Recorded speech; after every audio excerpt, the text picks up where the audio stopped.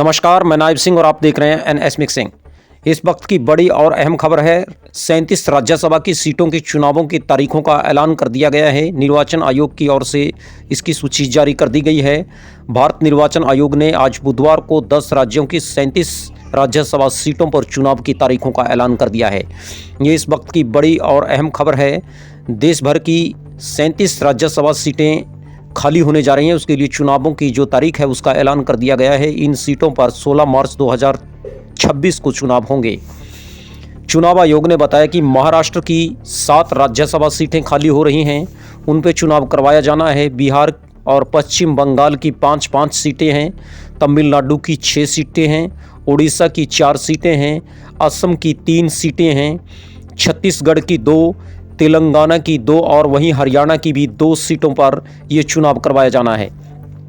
हिमाचल प्रदेश की भी एक राज्यसभा सीट पर चुनाव करवाया जाएगा।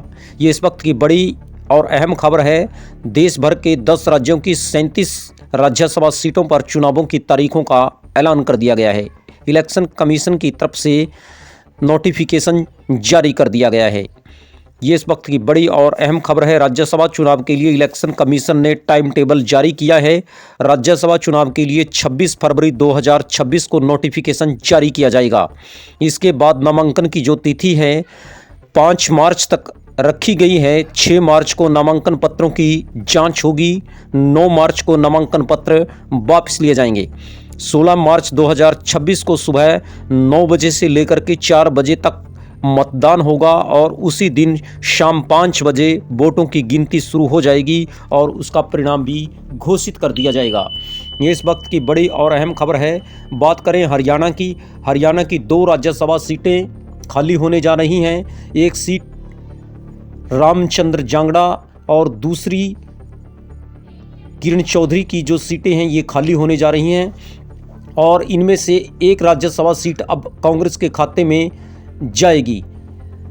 यानी एक कांग्रेस के खाते में तो दूसरी भाजपा के खाते में जाना लगभग तय माना जा रहा है।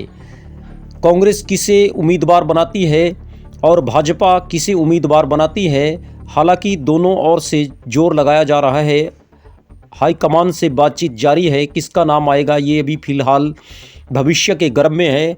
देखना ये होगा कि कांग्रेस किसे अपना कैंडिडेट बनाती है और भाजपा किसे अपना कैंडिडेट नियुक्त करती है। ये इस वक्त की बड़ी और अहम खबर है। हरियाणा की 2 सीटों पर ये चुनाव होना है।